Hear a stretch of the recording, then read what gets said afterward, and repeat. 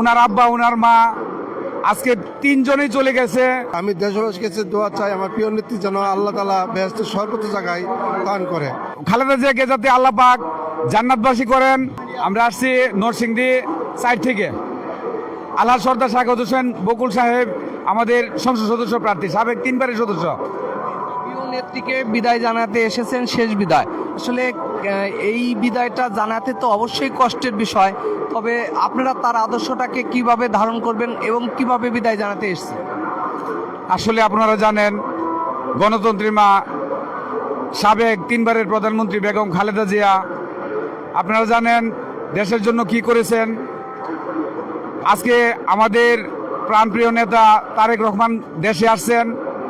ওনার পরিবারের 4 জন লোক, ওনার 2 ভাই, ওনার আব্বা ওনার মা আজকে 3 জনেই চলে গেছে।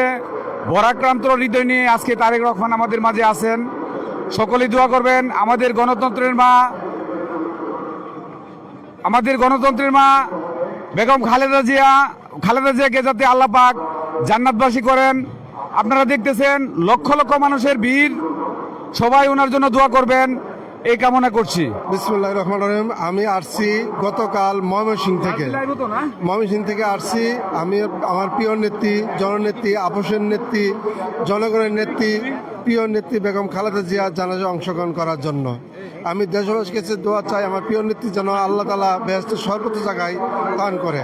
আমার শেরপুর জেলা থেকে আমি যে আসছি গতকাল যে আমার প্রিয় নেত্রী জানাজা অংশগ্রহণ করার জন্য। আর এই জানাজা অংশগ্রহণ করে আমরা জনগণের মাঝে সকলকে আমরা প্রিয় নেত্রী আল্লাহ তাআলার কাছে দোয়া করব, আল্লাহ তাআলা যেন তাকে সর্বোচ্চ স্থানে দান করে।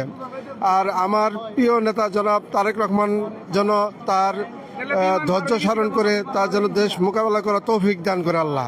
এই বলে আমি শেষ করছি। আসসালামু আলাইকুম। শেষ বিদায় ক্লান্তি লগ্নে আমাদের দেশনেত্রী তিনবারের প্রধানমন্ত্রী বেগম খালেদা জিয়া আজকে আমাদের মাঝে নেই। ভবিষ্যৎ ওনার একমাত্র ছেলে জনাব তারেক রহমান রাষ্ট্রনায়ক হবে, প্রধানমন্ত্রী হবে এবং দলকে এবং তার পারিবারিক যে দায়িত্ব এবং বাংলাদেশের যে দায়িত্ব অর্পণ করবে জনগণের মাধ্যমে। এবং জনগণ স্বতঃস্ফূর্তভাবে যথেষ্ট শ্রদ্ধা ও ভালোবাসার মাধ্যমে আজকের এই জানাজায় অংশগ্রহণ করতেছে।